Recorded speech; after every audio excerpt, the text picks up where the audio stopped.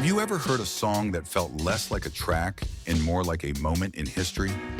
Something that carries so much weight that even if you weren't there, you feel like you were? Well, today we're diving into one of those songs, Wyclef Jean's powerful anthem, Diallo. It's a track born from tragedy, shaped by injustice, and remembered as a cultural milestone. And by the end of this video, you'll understand how one police shooting changed the life of an artist and sparked a musical protest that still echoes today. Before we get into the story, imagine this. You're standing outside your home. You're reaching into your pocket, maybe for your keys, maybe for your wallet, and a moment later, 41 shots are fired at you. No warnings, no questions, just 41 bullets. This isn't fiction. This is what happened to a young man named Amadou Diallo, and it's the moment that sent shockwaves not just through New York City, but through the world. And for Wyclef Jean, it lit a fire that transformed grief into an anthem. Picture New York City in 1999.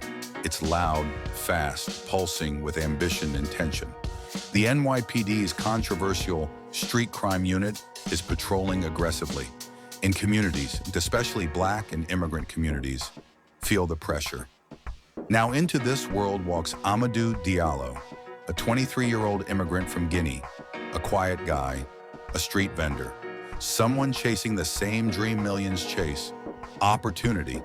But in the early hours of February 4th, Diallo is confronted by 4 plainclothes officers. They mistake his wallet for a gun. Seconds later, he's shot 41 times. The city erupts. Protests fill the streets. The media is everywhere. Politicians scramble to respond. And in the middle of this tension, an artist is watching. Wyclef Jean isn't just any artist. He's someone who understands what it means to be an immigrant in America. Born in Haiti, raised in New Jersey, he grew up knowing what it feels like to be misjudged because of your skin, your accent, your neighborhood. So when the Diallo story hit the news, Wyclef felt it deeply.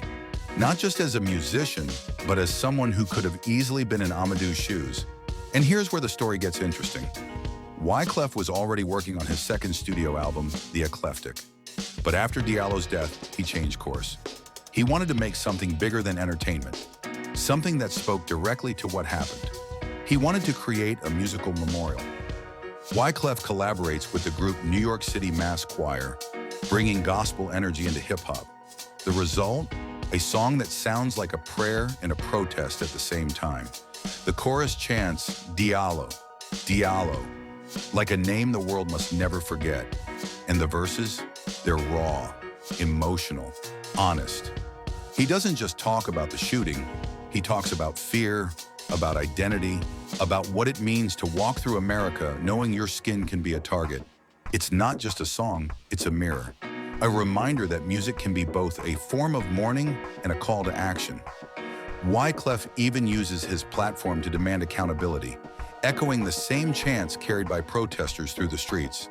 The anthem becomes more than art. It becomes evidence of the moment, like a timestamp on the emotions of an entire community. When Diallo is released, the response is immediate and powerful.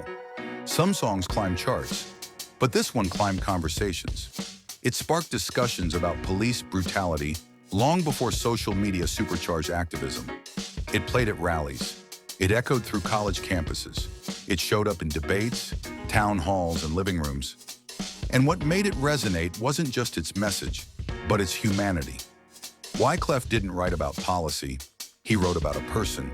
He reminded listeners that behind every headline is a life. Someone's child, someone's neighbor, someone's dream. In a way, the song did what the justice system didn't. It kept Diallo's story alive. Fast forward to today. We hear names like Michael Brown, Breonna Taylor, George Floyd, and so many others. Their stories follow a painful pattern that mirrors what happened to Diallo. And Wyclef's anthem? It still feels relevant, almost uncomfortably so. It's a reminder that history has a strange way of repeating itself, and that art often becomes the record keeper when systems fail. The song teaches us something powerful, that music can be a megaphone for those who can't speak anymore. And sometimes one voice, one artist, can spark a cultural conversation that outlives the moment it came from. So, what can we take away from this? A tragedy became a song. A song became an anthem, and an anthem became a reminder that behind every statistic is a story, behind every headline is a human being, and behind every protest is a plea for dignity.